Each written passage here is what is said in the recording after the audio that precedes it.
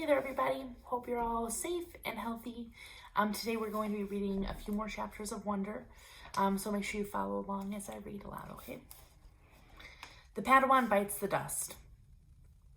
I'm not sure at what point that night Augie had cut off his Padawan braid, or why it made me really mad.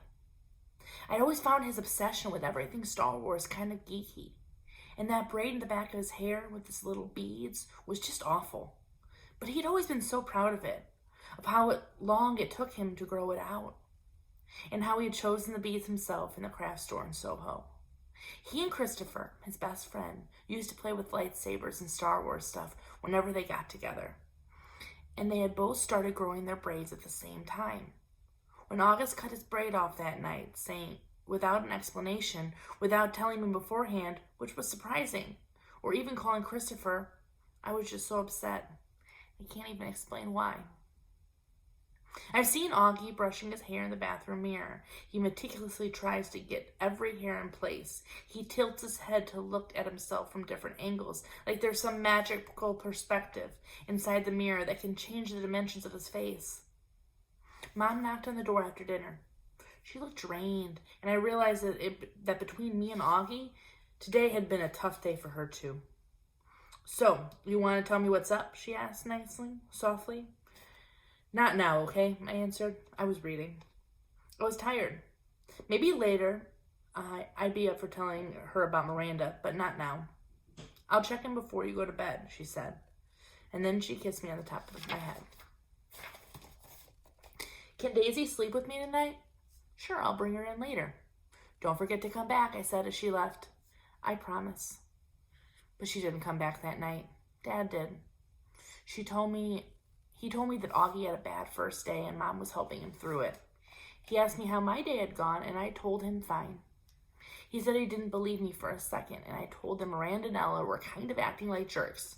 I didn't mention how I took the subway home by myself though. He said nothing tests friendship like high school. And then he proceeded to poke fun at the fact that I was reading War and Peace. Not real fun, of course, since I'd heard him brag to other people that his 15-year-old was reading Tolstoy. But he liked to rib me about where I was in the book, in the war part or in the peace part. And if there was anything in there about Napoleon's days as a hip-hop dancer. It was silly stuff, but Dad managed to make everyone laugh. And sometimes, that's all we need to feel better. Don't be mad at Mom, he said. He bent down to give me a goodnight kiss. You know how much she worries about Augie. I know, I acknowledged. Want the light off? It's getting kind of late, he said, pausing by the light switch at the door. Can you bring Daisy in first?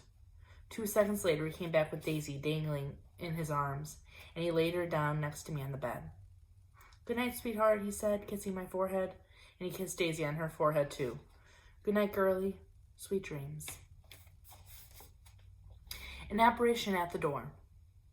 Once I got up in the middle of the night because I was thirsty, and I saw Mom standing outside of Augie's room. Her hand was on the doorknob, her forehead leaning on the door, which was ajar. She wasn't going into his room or stepping out, just standing right outside the door, as if she was listening to the sound of his breathing as he slept. The hallway lights were out. The only thing illuminating her was the blue nightlight in August's bedroom. She looked ghost-like standing there, or maybe I should say angelic. I tried to walk back into the room without disturbing her, but she heard me and walked over to me. Is Augie okay? I asked. I knew that sometimes he'd wake up choking on his own saliva if he accidentally turned on his back. Oh, he's fine, she said, wrapping her arms around me. She walked me back into my room, pulled the covers over me, and kissed me goodnight. She never explained what she was doing outside the door, and I never asked. I wonder how many nights she stood outside of his door. And I wonder if she'd ever stood outside of my door like that. Breakfast.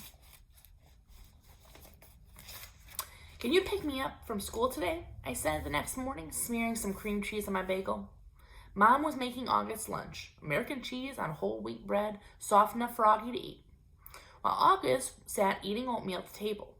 Dad was getting ready to go to work. Now that I was in high school, the new school routine was getting to be that Dad and I would take the subway together in the morning, which meant his having to leave 15 minutes earlier than usual, Then I'd get off at my stop and he'd keep going. And Mom was going to pick me up after school in the car. I was going to call Miranda's mom and see if she could drive you home again, Mom answered. No, Mom, I said quickly. You pick me up or I'll just take the subway. You know, I don't want you to take the subway by yourself yet, she answered. Mom, I'm 15. Everybody my age takes the subway by themselves. She can take the subway home, said Dad from the other room, adjusting his tie as he stepped into the kitchen. Why can't Miranda's mother just pick her up again? Mom argued with him. She's old enough to take the subway by herself, Dad insisted. Mom looked at both of us. Is something going on? She didn't address her question to either of us in particular. You would know if you had come back to check on me, I said spitefully, like you said you would. Oh, God, Via, said Mom, remembering how she had completely dished me last night.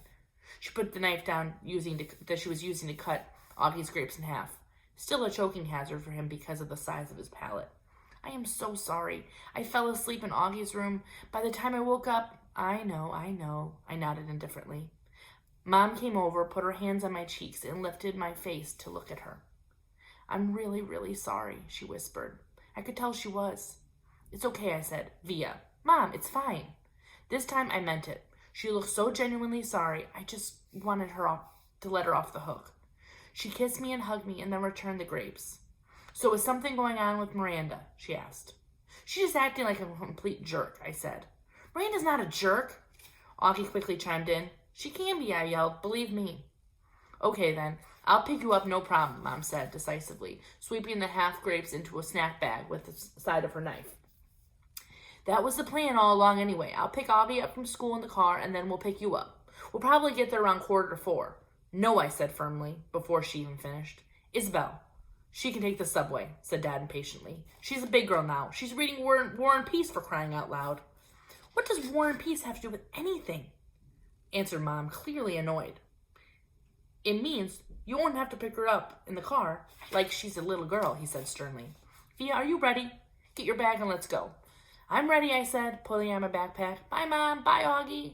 I kissed them both quickly and headed to the door. Do you even have a Metro card? Mom said after me. Of course she has a Metro card, answered Dad, fully exasperated. Yeesh, Mama.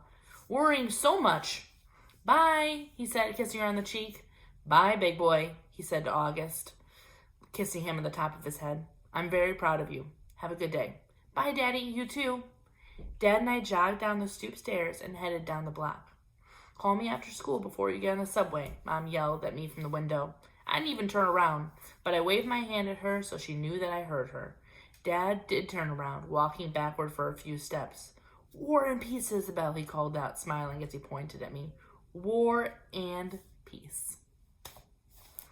Hope you guys enjoyed those chapters. Make sure you finish the reading response activity that I've attached to this, okay? Have a great rest of your day, everybody.